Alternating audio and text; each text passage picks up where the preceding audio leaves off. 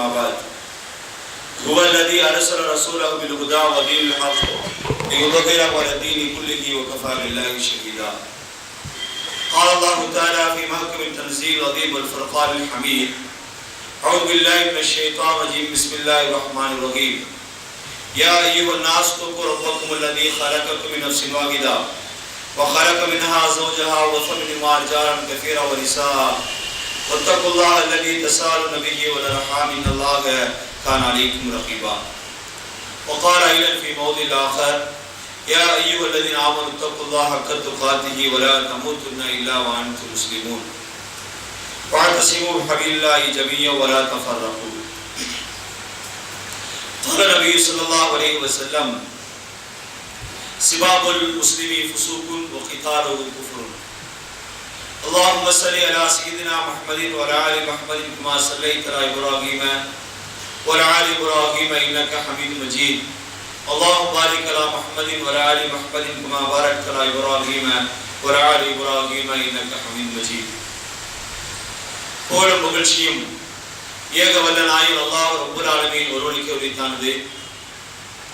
அவனுடைய சாந்தியும் சமாதானமும் நபிகள் நாயகம் ஸல்லல்லாஹு அலைஹி வஸல்லம் அவர்கள் மீதும் அவர்களின் வாழ்க்கையை பற்றி வாழ்ந்த அனைத்து சஹாபாக்கள் மீதும், குறிப்பாக இறைவன் விதித்த கட்டளையின் ஒன்றான ஜும்மா தொழுகை நிறைவேற்றுவதற்காக இங்கு குடியிருக்கக்கூடிய நம் அனைவர் மீதும் அல்லாஹ்வுடைய வற்றார் கருணை இன்றென்றும் புரிந்து கொண்டிருக்குமாக.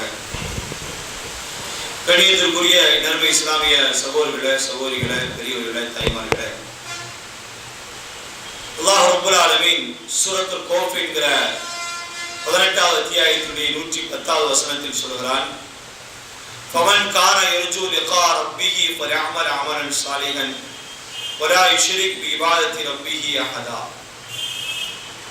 இந்த வசனத்தினுடைய அர்த்தம் என்னவென்றால், யார் அல்லாஹ்வை சந்திப்பதை விரும்புகிறாரோ அவர் நல்ல அமல்களை இந்த உலகத்தில் செய்யட்டும். ولا يشرك بعبادة ربه أحدا. தன்னுடைய வணக்க வழிபாட்டில் அவர் இன்றைக்கும் அல்லாஹ்விற்கு இணை வைத்து விட வேண்டாம் என்று அல்லாஹ் ரப்பல் ஆலமீன் சொல்கிறார்.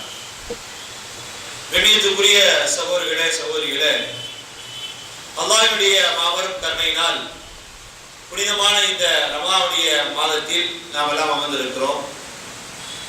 இந்த சந்தர்ப்பத்தில் நம்முடைய அன்றாட வாழ்வில் பல்வேறு நல்ல காரியங்களை நாம் தொடர்ச்சியாக செய்து வருகிறோம்.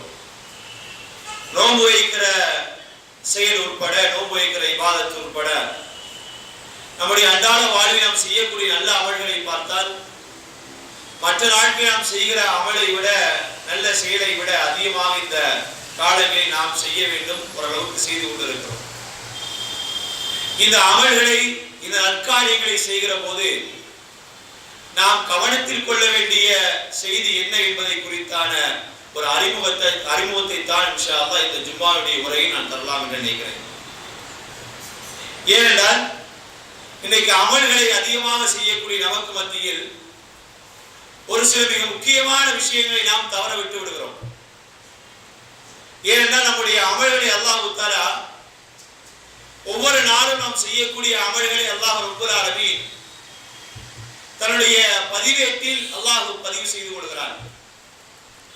அப்படி பதிவு செய்து கொள்ளக்கூடிய அல்லாஹ் தஆலா அதை நாளை மறுமையில் நீதி விசாரணையுடைய நாளில் அந்த பட்டியலை அல்லாஹ் ரப்பல் ஆலமீன் எடுத்து, நீ இந்த நாளில் இந்த நேரத்தில் இந்த அமல்களை இந்த உலகத்தில் செய்தாய் என்ற அந்த பட்டியலை அல்லாஹ் தஆலா வாசிப்பான்.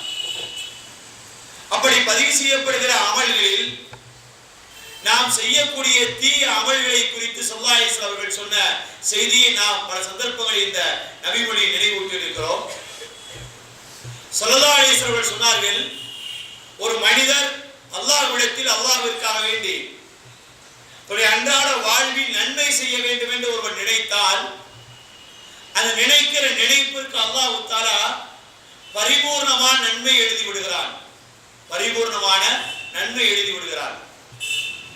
அந்த மனிதர் அந்த நன்மையை செய்தால் அவருக்கு 100 மடங்கு, அவர் செய்ததிலிருந்து 100 நன்மையாக அல்லது அதை விட அதிகமான நன்மைகளை அந்த மனிதர் பெறுகிறார். இந்த ரமலானுடைய காலத்தில் செய்தால் 700 மடங்கு நன்மைகளை அவர் பெறுகிறார்.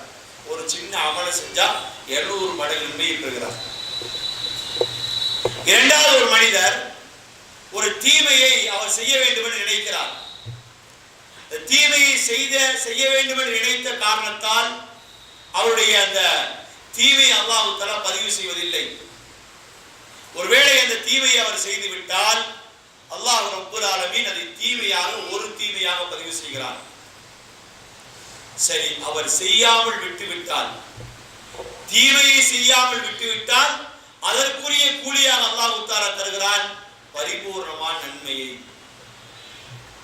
ஒருவர் பொய் சொல்ல வேண்டும் என்று நினைத்தார், அல்லாஹ்வுடைய அச்சத்தால் அல்லாஹ்வுடைய பயத்தால் ஒருவர் பொய் சொல்வதை விட்டு தவிர்த்து கொண்டால் என்றால் அந்த மனிதனுடைய வாழ்வில் அவர் செய்த நன்மையாக அல்லாஹ் எழுதுகிறார்.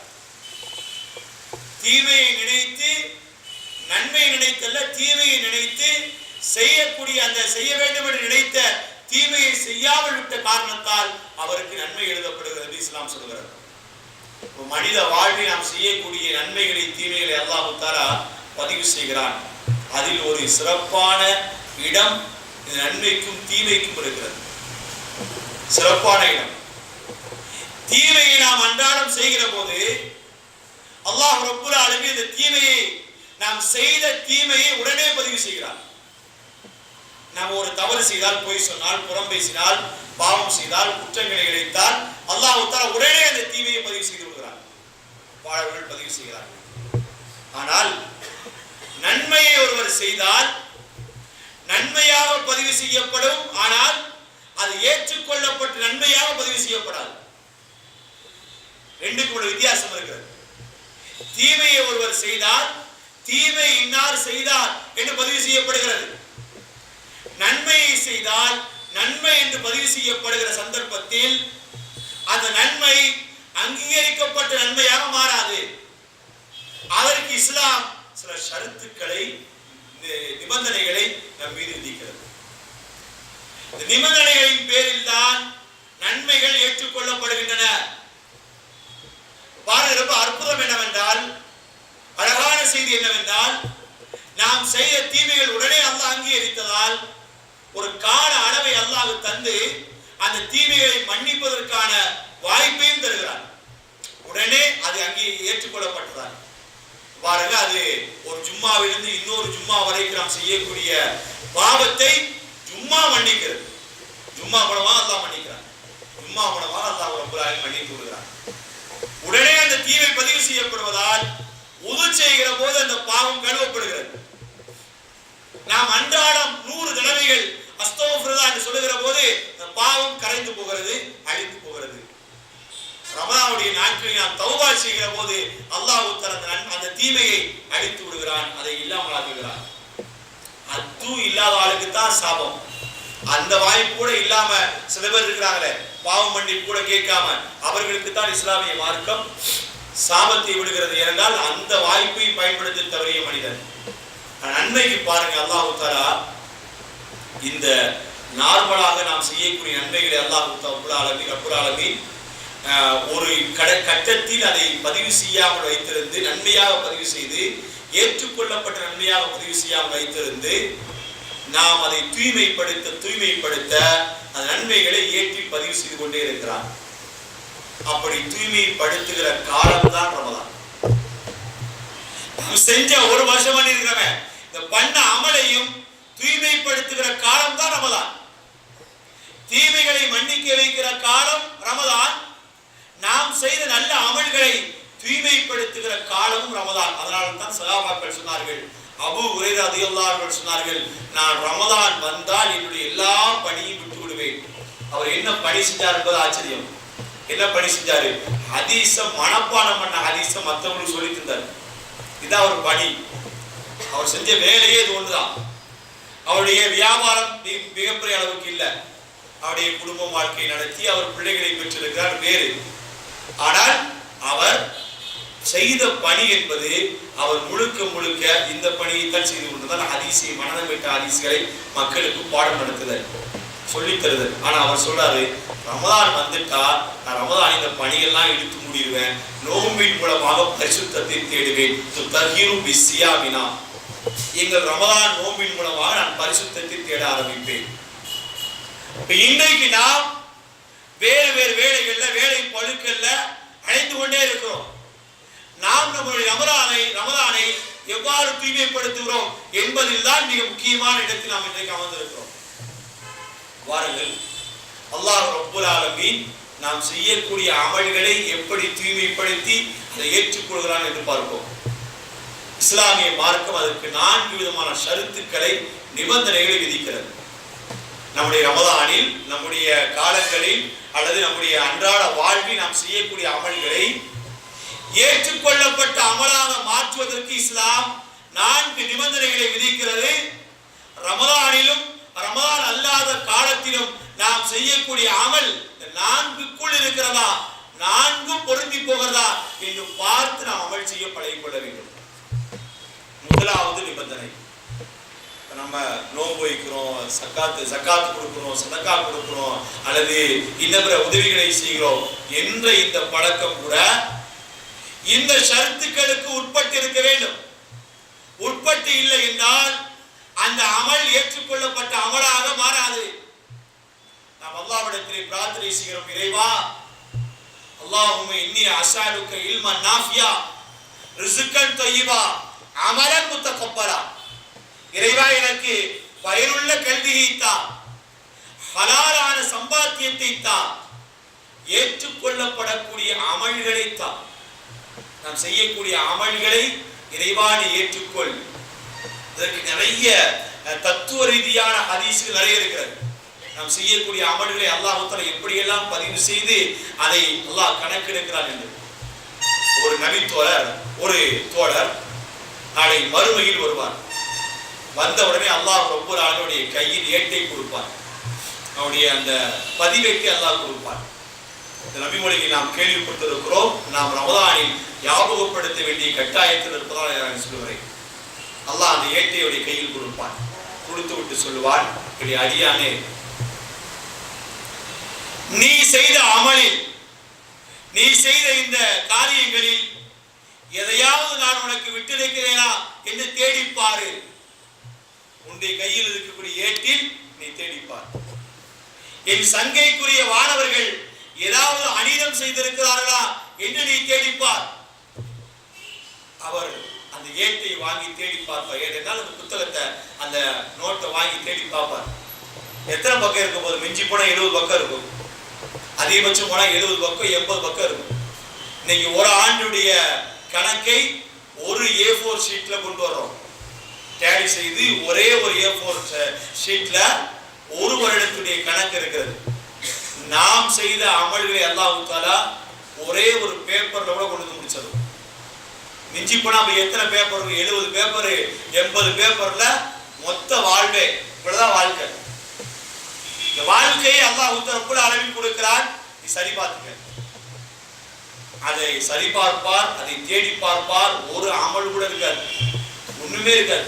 அல்லாஹ் சொல்றார், இறைவா, இவ்வளவு வாழ வாழ்ந்திருக்கிற ஒண்ணு நல்லது கூட இல்லையே. நல்லது பண்ணாரு, ஆனா ஒண்ணுமே இல்லை. செஞ்ச அமலெல்லாம் நிறைய காரியம் பண்ணிருக்காரு, ஆனா ஒண்ணுமே இல்லை. அல்லாஹ் ரப்பல் ஆலமீன் நல்லா தேடிப்பார், ஏதாவது இருக்கும் என்பார். தேடி பார்ப்பார், ஒன்றுமே இருக்காது.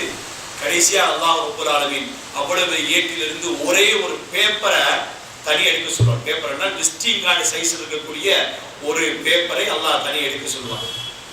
அந்த உள்ள இருக்கக்கூடிய விசிட்டிங் கார்டை அவர் தனியாக எடுப்பார். அதுக்கு பேர் பித்தாக்கா என்ற அரபியில் பேர். ஹதீஸே, அந்த ஹதீஸுக்கு பேரு ஹதீசு பித்தாக்கா.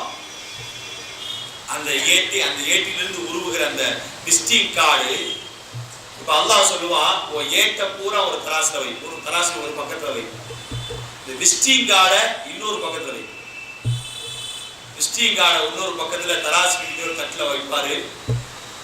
இந்த ஒட்டுமொத்தமான ஏட்டையும் அந்த விசிட்டிங் கார்டு எடுத்து அல்லாஹ் சொல்லுவான், அந்த விசிட்டிங் கார்டு தான் உன்னுடைய வாழ்வில் மறுமலர்ச்சி ஏற்படுத்துகிற, சொர்க்கத்துக்கு கொண்டு போகிற அமல். அது என்ன அமல்? இந்த ஹதீஸ்ல வருகிறது. அந்த விசிட்டிங் கார்டுல அஷ்ஹது அன் லா இலாஹ இல்லல்லாஹ் வ அஷ்ஹது அன்ன முஹம்மதன் அப்துஹு வ ரசூலுஹு என்று இருக்கு. நம்ம சொல்றோம் லா இலாஹ இல்லல்லாஹ், கலிமா இருக்குல்ல, கலிமா தான் விசிட்டிங் கார்டுல எழுதப்பட்டிருக்கும். இது ஒட்டுமொத்தமான தராசையும் இழுத்து மிகப்பெரிய நன்மையாக மாற்றும். இதைத்தான் அவர் அல்லாஹ்விற்காக சொல்லி இருக்கிறாரே தவிர வேற ஒன்றையும் அவர் அல்லாஹ்வுக்காக செய்யல.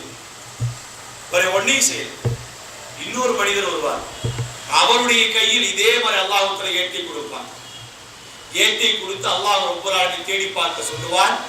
அவர் தேடி பார்த்து விட்டு சொல்வார், இறைவா எந்த நன்மையும் செய்யல, எந்த நன்மையும் காணோம்.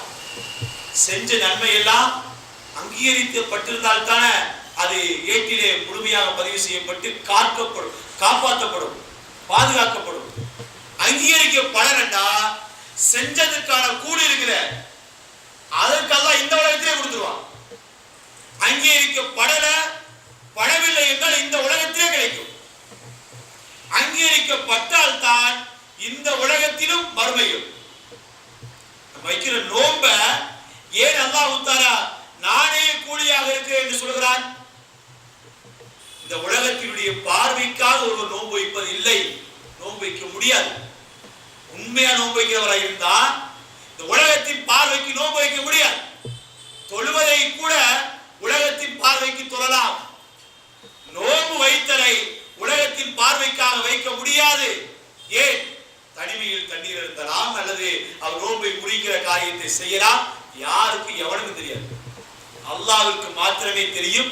எனவேதான் அல்லாஹ் இந்த அமலுக்கு மாத்திரம் நானே கூலி கொடுக்கிறேன். இதற்கு ஜன்னத்தில், சொர்க்கத்தில் ரையான் என்ற சொர்க்கம் தயாரிக்கப்பட்டிருக்கிறது. ஏன்? அல்லாஹ்விற்காகவே இவர் செய்கிறார். அந்த மனிதர் தேடி பார்த்து விட்டு சொல்லுவார், இறைவா நான் ஒண்ணுமே செய்யல, ஒண்ணுமே இல்லை. அல்லாஹ் சொல்றார், தேடிப்பார். கடைசியா ஒரே ஒரு அமலை மட்டும் எடுத்து வருவார். இவ்வளவு பண்ணிட்டார், இவ்வளவு செஞ்சவரு ஒண்ணுமே செய்யாம இருந்திருப்பாரு. நிறைய அமல்களை செஞ்சார், ஆனால் எதுவுமே அங்கீகரிக்கப்படவில்லை. ஏனென்றால் நிபந்தனைக்குள் இல்லது, நிபந்தனைக்குள் கிடையாது. நிபந்தனைக்குள் இருந்தால் அந்த அமல் அங்கீகரிக்கப்படும். முதலாவது நிபந்தனை என்ன தெரியுமா? நான் கடைசியாக அந்த செய்தியை சொல்லி முடிக்க போகிற அந்த நிபந்தனை மிக முக்கியமான நிபந்தனை. அதுதான் லில்லாஹியத் என்கிற அல்லாஹ்விற்காக செய்கிற நிபந்தனை. எத்தனை பண்ணாலும் சரி அல்லாஹ்விற்காக மாத்திரமே செய்கிற நிபந்தனை. அவனுக்காக செய்தால் அது அங்கீகரிக்கப்படும். இல்லை என்றால் செஞ்ச அமல் இருக்குல்ல, அது இந்த உலகத்திலே கூலியை வாங்கி முடிச்சிடும். அல்லாஹ்ட்ட போய் கூலி வாங்குறதா இருந்தா அது அங்கீகரிக்கப்பட்டிருக்க வேண்டும். அங்கீகரிக்கப்பட வேண்டும் என்றால் அல்லாஹ்வுக்காக செய்திருக்க வேண்டும். அல்லாஹ் சொல்வார், தேடிப்பார், கிடைக்கவே ஒரே ஒரு அமல், ஒரே ஒரு அமல். அது எடுத்து வந்து அல்லாஹ்ட்ட காட்டுவார், அல்லாஹ்வே இது ஒன்றுதான் இருக்கு. அல்லாஹ் சொல்வார், என்ன அமல் அது? ஒரு நாள் நான் மக்களுக்கு தொல்லை தரக்கூடிய ஒரு முள்ளு மரத்தை பாதையிலிருந்து அகற்றினேன் என்கிற அமல்.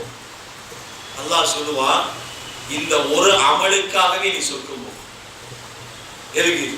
முள்ளு மரத்தை அகற்றினாரே, இந்த அகற்றிய காரியத்திற்காகவே சொர்க்கம் போ. ஏன்? அதுவரைக்கும் இந்த முள்ளு மரத்தை அகற்ற அளவுக்கு அவருக்கு பக்குவம் இருக்குது. அல்லாஹ்வுக்காக செய்தார்னா மீதி உள்ளதெல்லாம் செஞ்சிருப்பார், செய்திருக்கலாம். ஆனால் அதெல்லாம் அங்கீகரிக்கப்படவில்லை. எது அல்லாஹ்வுக்காக பண்ணாரோ அதை அல்லாஹ் அங்கீகரித்து ஏற்றுக்கொள்கிறார். நாளை மறுமையில் ஒரு மனிதர் வருவார். அவர் எப்படி தெரியுமா? ரொம்ப அழகா சல்லாஹ் சொல்றாங்க. நாளை மறுமையில் ஒரு மனிதன் திகாமா என்கிற மலை அளவிற்கு நன்மைகளை சுமந்து கொண்டு வருவான். நன்மைகளை என்ன உலகத்துல பண்ண நன்மை தானே, அது செஞ்சதானே, அதை சுமந்து கொண்டு நாளை மறுமையில் வருவான். வருகிற போது அல்லாஹ் ரப்பல் ஆலமீன் அவருக்கு முன்னால் தோன்றுவான். தோன்றி அந்த மலை அளவுக்கு இருக்கக்கூடிய நன்மைகளை அல்லாஹ் தன்னுடைய மூச்சு காற்றால் ஊதுவான், பூ என்று ஊதுவான். அந்த மலை அளவுக்கு உண்டான நன்மைகள் துகள் துகளாக மண்ணை போல மாற்றப்பட்டு ஹவாஅம் மன்ஃபூரா, அது ஒன்றுமில்லாத பொருளாக மாற்றப்படும். சஹாபாக்கள் அப்படி திடுக்கிட்டாங்க, என்ன இப்படி இவ்வளவு நன்மை பண்ணி ஒண்ணுமே இருக்காதா? அல்லாஹ்வின் தூதரே, அவங்க யாரும் சொல்லுங்க, அவங்களுக்கு எச்சரிக்கையா இருந்துக்கிறோம். ஸல்லல்லாஹு அலைஹி வஸல்லம், வேற யாரும் கிடையாது, உங்கள் சமூகம் தான், உங்கள் சகோதரர்கள் தான். உங்களை போல ஹதீஸிலே வருகிற வாசகம், உங்களை போல இரவு நேரங்களில் நின்று வணங்கியவர்கள், இரவு நேரங்களில் நின்று வணங்கியவர்கள், பகல் நேரத்தில் ஃபர்த தொழுது போன ஆட்கள் இல்ல. இரவு நேரங்களில் யஹுதூன பில்லைலி என்ற ஹதீஸில் வருகிறது. இரவு நேரங்களில் நின்று வணங்கிய தோழர்கள் அவர்கள் செய்த நன்மை அல்லாஹ் தஆலா ஒரே ஊதில் ஊதி ஒன்றுமில்லாமல் ஆக்குகிறான். ஏனென்றால் அவர்கள் இதையெல்லாம் யாருக்காக செய்தார்கள் என்றால் அவர்கள் அல்லாஹ்விற்காக செய்யவில்லை. இன்னொரு இடம் வருகிறது அந்த ஹதீஸுடைய தொடர்ச்சியில், இவர்கள் அல்லாஹ்விற்காக இந்த இபாதத்து செய்தால் வேறு தனிப்பட்ட வாழ்க்கையில் அந்த பாதிப்பு ஏற்பட்டிருக்கும். ஒரு காரியத்தை மட்டும் அல்லாஹ்க்காக பண்ணிட்டு மீதி எல்லாத்தையும் தப்பால பண்ண மாட்டாங்க. இங்க அல்லாஹ்வுக்காக செய்தால், இரவு நேரத்தில் அல்லாஹ்வுக்காக ஒருவர் தொழுதால் தனிப்பட்ட வாழ்க்கையில் அந்த பாதிப்பு இருக்கும். இவர்கள் என்ன செய்கிறார்கள் என்றால் தொழுதாங்க, எல்லாம் செஞ்சாங்க, ஆனால் தனிப்பட்ட வாழ்வில் எதையெல்லாம் ஹராமாக இருந்ததோ அதை அவர்கள் உடைத்து எறிந்தார்கள்.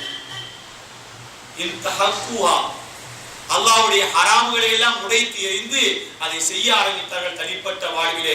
இந்த ஹதீஸ் சொல்லுகிறது, ரசூலுல்லாஹி ஸல்லல்லாஹு அலைஹி வஸல்லம் சொல்றாங்க என்றால் நம்முடைய வாழ்வில் நாம் செய்யக்கூடிய அமல்கள் அல்லாஹ்விற்கு பொருத்தமான, அல்லாஹ்வின் திருப்பொருத்தத்தை பெற்றுத் தரக்கூடிய அமலாக அது இருக்க வேண்டும். இது முதலாவது நிபந்தனை. ஒரு நாள் ஒரு தோழர் பாலைவன மலையில் நடந்து செல்கிறார்.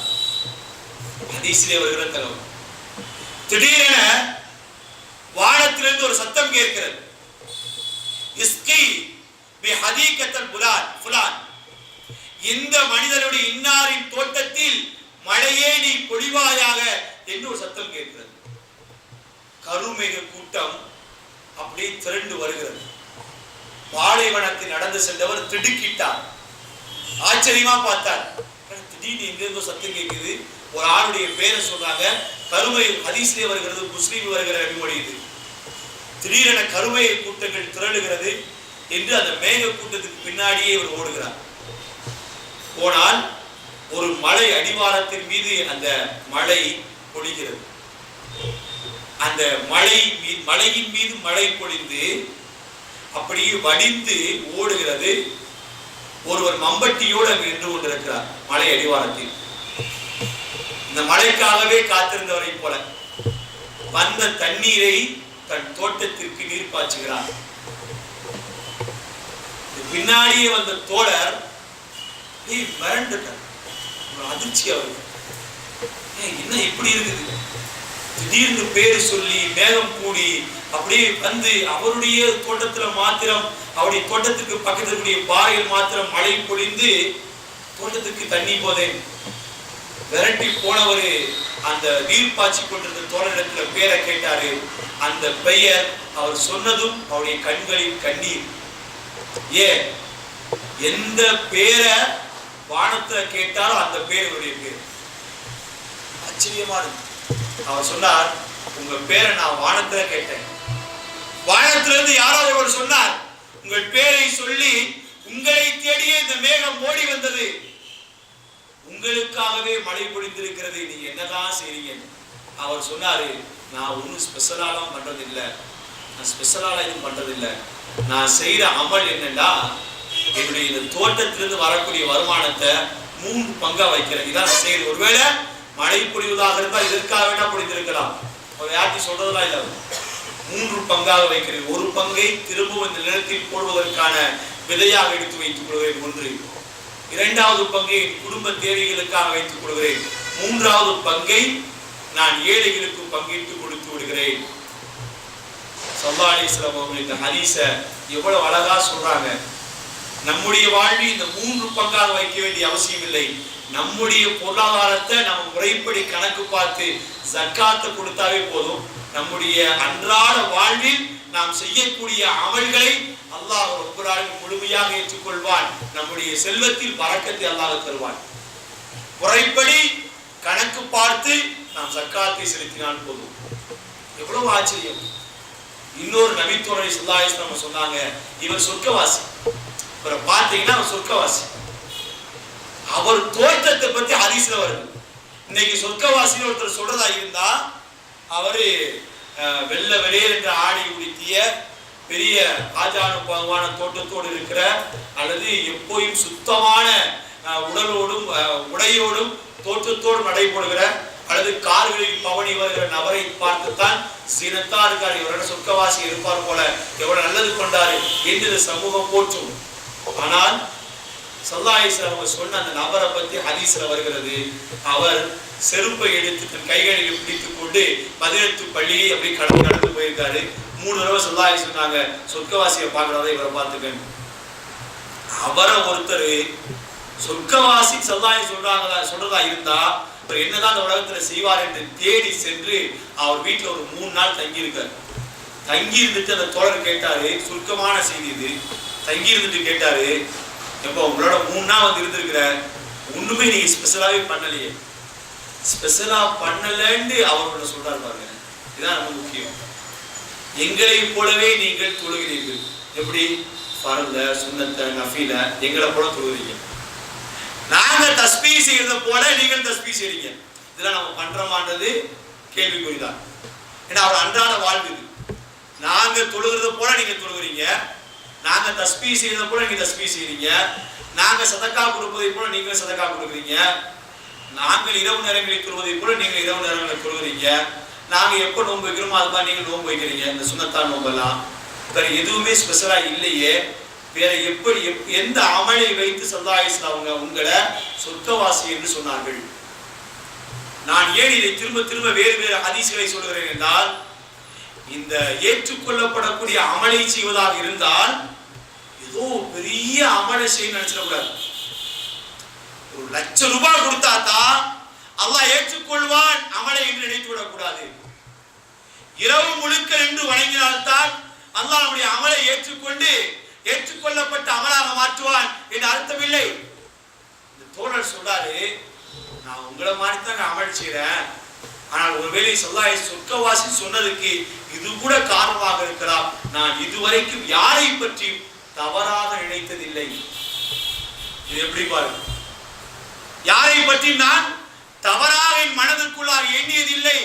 இதுவே நான் சொர்க்கவாசி என்பதற்கான காரணமாக கூட இருக்கலாம். சுப்ஹானல்லாஹ்.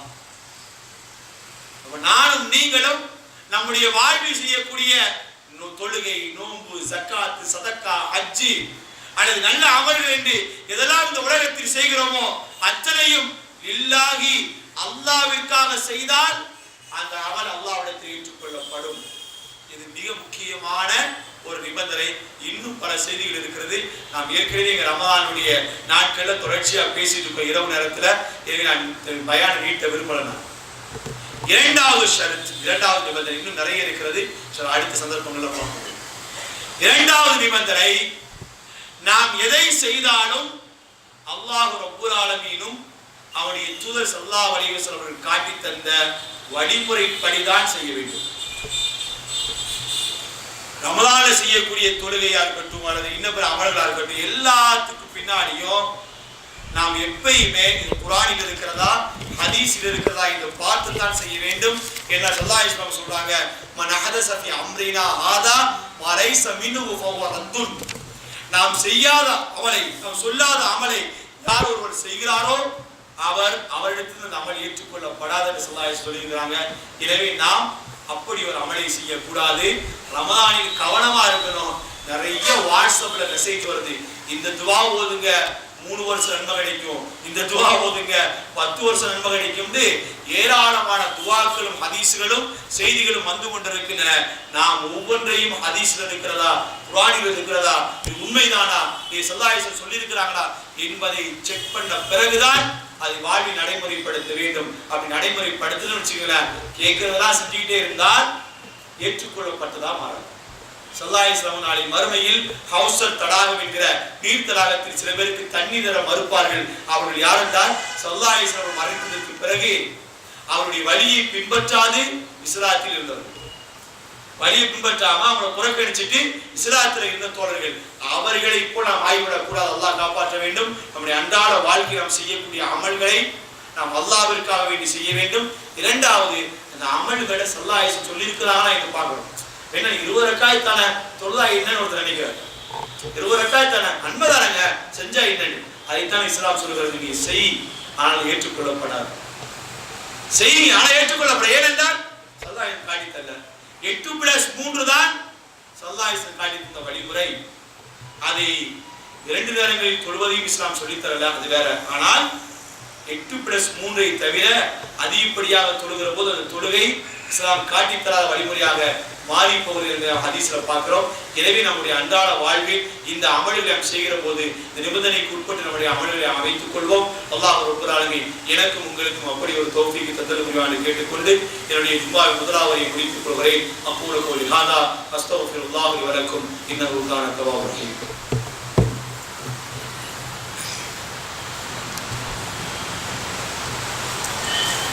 இன்னல் ஹம்துலில்லாஹி அலா குல்லி ஹால் வஸ்ஸலாத்து வஸ்ஸலாமு அலா ரசூலில் கரீம் அம்மா பஅத். கணியத்துக்குரிய நபி இஸ்லாமிய சகோதரர்களே, சகோதரிகளே, பெரியவர்களே, தாய்மார்களே, ரமதானிலும் ரமதான் அல்லாத காலங்களில் நாம் செய்யக்கூடிய அமல்கள் எந்த நிபந்தனையின் அடிப்படையில் அமைய வேண்டும் என்பதை குறித்தான செய்திகள் 2 நிபந்தனைகளை பார்த்தோம். மூன்றாவது ஒரு நிபந்தனை இருக்கிறது. அது என்னவென்றால், சக மனிதனுடைய உறவுகள் துண்டிக்கப்பட்டால் நம்முடைய அமல்கள் ஏற்றுக்கொள்ளப்படாது. ரொம்ப முக்கியமானது. ஸல்லல்லாஹு சொல்றாங்க, அல்லாஹ் ரப்பல் ஆலமீன் மனித ஒரு நபருடைய அமல்களை அவருடைய பிரார்த்தனை அல்லாஹ் ஏற்றுக்கொள்கிறான், அமல்களை ஏற்றுக்கொள்கிறான் 2 பேருடைய அமல்களை தவிர. ஒருவர் முஷ்ரிக் நேவிப்பாளர், இன்னொருவர் உறவுகளை துண்டித்து வாழ்ந்தார். இப்படி அமல்கள் அல்லாஹ் ஏற்றுக்கொள்வதே இல்லை. பாவம் மன்னிப்பு அல்லாஹ் ஏற்றுக்கொள்வது இல்லை. நம்ம செய்யக்கூடிய அமல்கள் மனித உறவுகளுக்கு மத்தியில் இருக்கக்கூடிய இந்த உறவுகள் சரியில்லை என்றால் ஸல்லல்லாஹு அலைஹி வஸல்லம் சொல்றாங்க, 2 பேர் சண்டையிட்டுக் கொண்டு பேசாமல் இருந்தால், அவர்களுக்குள் பிரச்சனை இருந்தால், அவர்கள் செய்த அமல் அவருடைய தலையை விட்டு 1 ஜான் அளவிற்கு மேலே உயராது. செஞ்ச அமல் இருக்குது. எப்ப மேல போகும்? ஏற்றுக்கொள்ளப்பட்ட அமல் எப்ப மாறும் என்றால், இருவரும் சமாதானமானால் தான், இருவரும் உறவுகளை பலப்படுத்தினால் தான். அந்த ரமதான்ல உறவுகளை வளர்க்கிற மாதம் ரமதான்.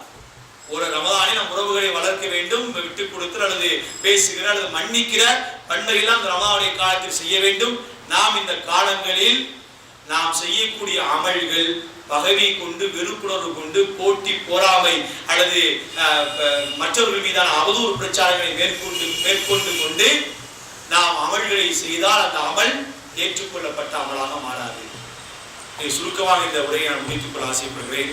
4வது ஒவ்வொரு அமலுக்கும் ஒரு நோக்கம் இருக்கிறது. இந்த நோக்கத்தை அறியாமல் புரியாமல் செய்தாலும் அதில் அமல் ஏற்றுக்கொள்ளப்படாது. தொழுகைக்கு ஒரு நோக்கம் இருக்கு. தொழுகைக்கு என்ன நோக்கம் என்றால், தொழுகையை சரியாக தொழக்கூடியவருடைய வாழ்வில் மானக்கீடான விஷயங்கள் நடக்கக்கூடாது. நடந்தால் தொழுகை சரியில்லை என்று அர்த்தம். பாதத்துல தொழுகையை தொழக்கூடிய நபருடைய வாழ்வுல மானக்கேடான அசிங்கமான காரியங்கள் நடந்தால் தொழுகையில் குறை என்று அர்த்தம். நோன்பு வைக்கிற நபருடைய வாழ்வில் சண்டையிட்டு, புறம் பேசி, பொய் சொல்லி, ஏமாற்று வேலைகளை செய்து கொண்டிருந்தால் நோன்பு அவருக்கு முழுமை பெறவில்லை என்று அர்த்தம். ஏன்னா நாம் இன்றைக்கு எப்படி இருக்கிறோம்? இமாம் இப்னு கையிம் ஜௌசி அவர்கள், இமாம் கஸாலி ரஹ்மத்துல்லாஹி அலைஹி அவர்கள் நோன்பாளிகளை 3 நபர்களாக பிரிக்கிறார்கள். இமாம் கஸாலி ரஹ்மத்துல்லாஹி அலைஹி அவர்கள், ஒருவர் வயிறையும் உணர்வையும் பட்டினி போடுகிறவர். ஒரு ஆளு வயிறையும் உடம்பையும் பட்டினி போடுறார். அவர் யாருன்னு நம்ம தான் முடிவு பண்ணிக்கணும். 2வது நபர் தன்னுடைய கேள்வி புலனையும் கேட்கிற ஆற்றலையும் நாவையும் வயிறையும் உணர்வுகளையும் பட்டினி போடுகிறார். 3வது நபர் உள்ளத்தையும் சிந்தனையும் உடமையும் பட்டினி போட்டு பயிற்சி கொடுக்கிற மனிதர். நம்ம எந்த நிலைமையில் இருக்கிறோம்னா, ஆரம்ப நிலையில் தான் இருக்கிறோம். உடலையும் உணர்வுகளையும் பட்டினி போட்டு இருக்கிறோம். உணர்வுகள் என்றால் நான் சொல்ற இச்சையை சொல்கிறேன். வேற இந்த 2வது கேட்டகரியில தான் பொய் சொல்றது, புறம் பேசுறது எல்லாம் வருகிறது. தாம்பத்திய வாழ்க்கையையும் அடுத்து இந்த உடலையும் பசியோடு பட்டினியோடு வைத்திருக்கு. சிந்தனை வைத்திருக்கிறோமா இல்ல, சிந்தனைகள் எல்லாமே ஓடுது. அவர் தப்பா நினைக்கிறாரு அல்லது புறம் பேசுகிறார்கள், தீயதை நினைக்கிறார், தீயதை உருவாக்குகிறார், தீய காரியம் ஈடுபடுகிறார், தீயதை யோசிக்கிறார், எல்லாம் பண்றார். அவருடைய உள்ளம், அவருடைய சிந்தனை இருக்கிற சிந்தனை அவருக்கு பட்டினியே இல்லை, அது செயலாற்றி கொண்டே இருக்கிறது. அந்த நோன்புதான் உண்மையான நோன்பு. சிந்தனையும் உடம்பும் சேர்ந்ததுதான் உண்மையான நோன்பு. சிந்தனை ஒருவருக்கு பட்டினியாக இருக்கிற போதுதான் சண்டை போட்டாலும் அவர் சொல்லுவார், நான் நோன்பு அடிப்பான். இல்லாட்டி அதுக்கு மேல அவர் சாதாரணமா பசியோடு இருக்கிறாரே, அவர் டென்ஷன் ஆயிடுவார். என்னடா நீ சொல்லிட்டு இருக்க பாத்தியா அப்படின்னு சற்று டென்ஷன் ஆவார். ஆனால் சிந்தனையை பட்டினி போட்டவர் நிச்சயமாக அவர் சண்டையின் போது கூட நோம்பாடி இருப்பார், பொய் சொல்லாமல் இருப்பார், புறம் பேசாமல் இருப்பார், தீயதை நினைக்காமல் இருப்பார், தீய சொற்கள் சொல்லாமல் இருப்பார். அது நோக்கத்தை அறிந்த மனிதனுடைய வாழ்வு. பாருங்க, ரமதானுக்கு ஒரு நோக்கம் இருக்கு. சொல்லி 4 நிபந்தனை தான். நிபந்தனைகளை நம்ம ஒவ்வொரு அமல் செய்யும் போது நினைச்சுக்கணும். அல்லாஹ்விற்காக, இரண்டாவது நாம் இது ஹதீஸில் குர்ஆனில் இருக்கிறதா ஸல்லல்லாஹு அலைஹி வஸல்லம் அங்கீகரிச்சுக்கிறான்னு பார்க்கணும். மூன்றாவது நாம் சக தோழர்களுக்கு மத்தியில் மனிதர்களுக்கு மத்தியில உறவில் ஏதாவது பாதிப்பட்டு வேறுபட்டு இருக்கிறதா என்று பார்க்க வேண்டும். நான்காவது நோக்கத்தை நாம் விளங்கிக் கொள்ள வேண்டும். ரமதானுக்கு என்று ஒரு நோக்கம் இருக்கிறது. ரமதானுடைய நோக்கம் என்பது இறையச்சம் பெறுவதுதான். இறையச்சத்தை பெறுவதற்கு இஸ்லாம் 2 முக்கியமான இபாதத்துகளை சொல்லுது. நீங்க ஹதீஸ்களை திரட்டி பார்க்கிற போது 11 செய்திகள், நான் அதை சென்ற வாரம் அங்கு தௌஹீத் பள்ளியில் அதை பத்தி பேசணும். 11 செய்திகளை இஸ்லாமிய மார்க்கம் சொல்லுகிறது. 420க்கும் மேற்பட்ட ஹதீஸ்கள் ரமதான் சம்பந்தமாக, நோன்பு சம்பந்தமாக வருகிறது. அதில் திரும்ப திரும்ப சொல்லப்படுகிற அமல்கள் 11 விதமான அமல்கள். 11 ஒருத்தர் ரமதான்ல செய்யணும், அது தனி. அதுல 2 அமல்களுக்கு இஸ்லாமிய மார்க்கம் அதிகமான முக்கியத்துவத்தை தரும். நீங்க இன்ஷா அல்லாஹ் வாய்ப்பு கிடைக்கும் போது படிச்சு பார்த்தீங்கன்னா 2 அமலுடைய முக்கியத்துவத்தை புரிஞ்சுக்கலாம். நீங்க ஒன்று என்னவென்றால், இந்த ரமதானில் அதிகமா செய்ய வேண்டிய வேலை குர்ஆனோடு நெருங்கிய தொடர்பை ஏற்படுத்துவது. முக்கியமா 2 அமல், மற்ற அமலெல்லாம் இருக்கிறது, பாவ மன்னிப்பு, திக்ரு, சதக்கா, உம்ரா என்று பல இது இருக்குது. அதுல 2 முக்கியம். ஒன்று குர்ஆனோடு இருக்கிற தொடர்பு. குர்ஆனை எந்த அளவுக்கு ஓதுகிறோம், குர்ஆனை ஓதுறதுக்காக தான் கியாம் லைலுக்கு வரோம். கியாம் லைல ஜமாத் அல்லாமல் கூட ஒருவரால் தொழ முடியும், வாய்ப்பு இருந்தால் தொழலாம். அவருக்கு ஜமாத் ஒரு டைம் இருக்கிற, பிஸியா இருக்காரு, கடையை மூட முடியல என்று கூட அவர் தொழலாம். ஆனால் ஏன் நாம் ஜமாத் வலியுறுத்துறோம் என்றால், குர்ஆனை அவர் கேட்கிறார், அதிகமான வசனங்களை கேட்கிறார். இந்த பாக்கியம், இந்த வாய்ப்பு ஜமாத்துக்கு வருகிறவர் கிடைக்கிறது. தனியா தொழுதா குல்வல்லாவது குல்வல்லாஸ், குல்வல்லாவது இன்ன ஆச்சேனாக்கள் கௌசுரோ இதாஜா ரசூலுல்லாஹ் தான் 8 ரக்காத் ஓடும். ஆனால் இரவு தொழுகைக்கு ஜமாத்தோடு வருகிற போது அவருக்கு அல்லாஹ் ரப்பல் ஆலமீன் கிருபையால் குர்ஆனை அதிகம் கேட்கிற வாய்ப்பு இருக்கிறது. எனவே நாம் தொழுகைக்கு அவரை அழைக்கிறோம், ஜமாத்தோடு சேர்ந்து தொழ சொல்றோம். அப்ப தொழுவதனுடைய பின்னணியில் இருப்பது என்னதான்? குர்ஆன் தான். குர்ஆனோடு நெருங்கிய தொடர்பை ஒருவர் மேற்கொள்ள வேண்டும், அதிகமான தொடர்பு. இது முதலாவது செய்தி. இதை பற்றி நீங்க ஆரம்ப 5 நாட்கள் குர்ஆன் சம்பந்தமா தான் பேசியிருக்கிறாங்க. அது குர்ஆனோடு எவ்வளவு தொடர்பை அதிகப்படுத்த முடியுமோ அவ்வளவு தூரத்துக்கு நாம் குர்ஆனை முடிக்க வேண்டும். நிறைய குர்ஆனை ஓதினால் ரமதானுடைய நாட்கள்ல வசனங்களை ஓதிக்கொண்டே இருக்க வேண்டும். ஏனென்றால் இதை செய்யற ஒவ்வொரு அமலுக்கும் கூலி அதிகம்.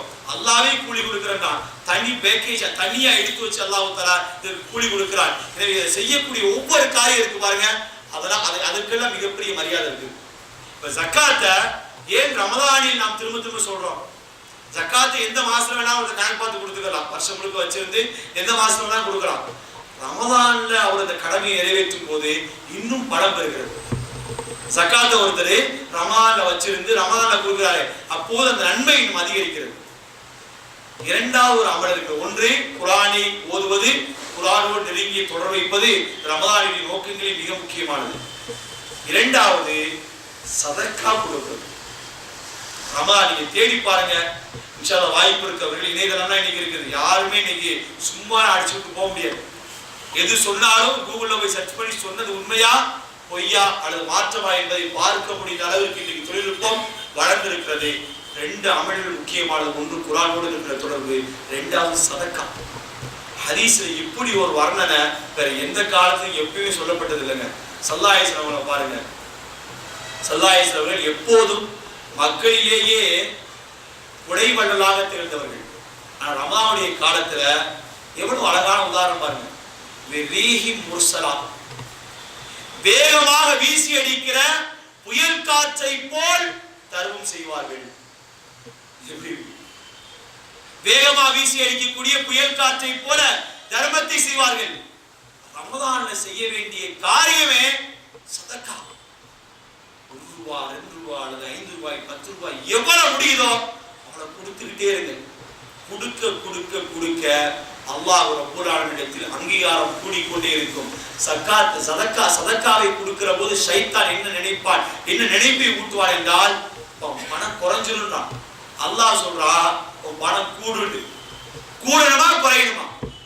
ரமாவுடைய நாட்களில் நம்முடைய பணம் குறையும் என்று ட்ரெஸ் எடுக்கணும், அதுக்கு போன இதுக்கு வேணும் என்று சேர்த்து வைக்க சொல்லி யார் சொல்றா?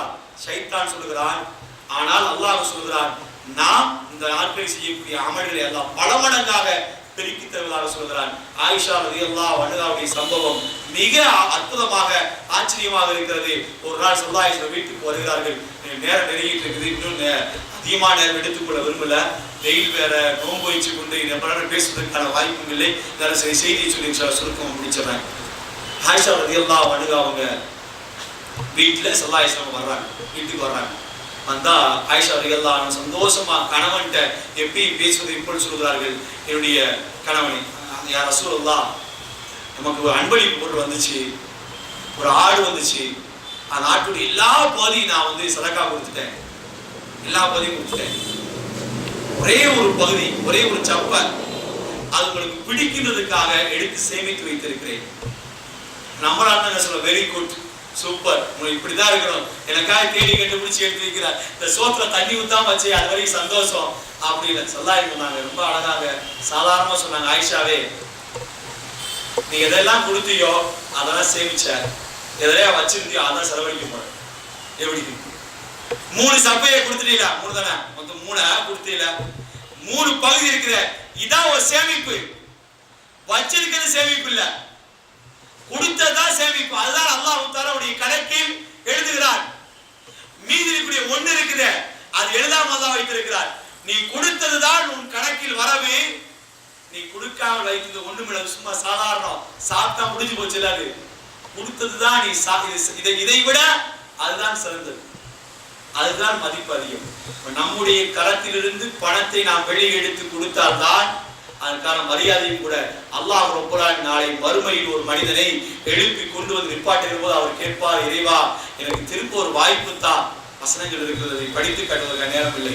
வசனங்கள் குர்ஆனில் இப்படியே வருகிறது, இறைவா என்னை திரும்ப உலகத்துல வாழ வைக்கிறதுக்கு ஒரு அனுமதியத்தா, வாய்ப்பத்தா என்றவுடன் அல்லாஹ் தஆலா தரமாட்டான். அப்போ சொல்லுவார், அந்த மனுஷன் சொல்லுவாரு, இறைவா உலகத்தை நீ வாய்ப்பை தந்தேன்னு வச்சுக்கீங்க, அத்தசத்தகு, நான் உலகத்தில் போய் தர்மம் செய்து விட்டு வருவேன், உலகத்துல போய் தொழுதுட்டு வருவேன், நோன்பு வச்சுட்டு வருவேன், அதான் கிடையாது. எவ்வளவு மரியாதை, எவ்வளவு கண்ணியம், எவ்வளவு பெரிய உயர்வு என்பதை இந்த சதக்காவினுடைய சிறப்பு நமக்கு உணர்த்துகிறது. அதை உணர்ந்து கொண்டு நாம் இந்த ரமலானுடைய காலங்களில் அதிகமாக தான தர்மங்களை செய்ய வேண்டும். குர்ஆனோடு நெருங்கிய தொடர்பு, அதிகமான சதக்காவை செய்யக்கூடிய சூழலை நாம் ஏற்படுத்திக் கொள்ள வேண்டும். அல்லாஹ் ரப்பல் ஆலமீன் எனக்கும் உங்களுக்கும் இந்த ரமலானுடைய காலங்களை பயனுள்ள காலமாக, அமல்கள் ஏற்றுக்கொள்ளப்படக்கூடிய காலமாக அல்லாஹ் ரப்பல் ஆலமீன் ஆக்கி அருள்புரிவார் கேட்டுக்கொண்டு என் ஜும்மாவின் முறையை முடித்துக் கொள்கிறேன். யா அய்யுஹல்லதீன ஆமனு தக்குல்லாஹ் கூலு கௌலன் சதீதா யுஸ்லிஹ் அமாலக்கும் யக்ஃபிர் லக்கும் துனூபக்கும் வ மன் யுத்திஇல்லாஹ் வ ரசூலஹு ஃபகத் ஃபாஸ ஃபௌஸன் அதீமா.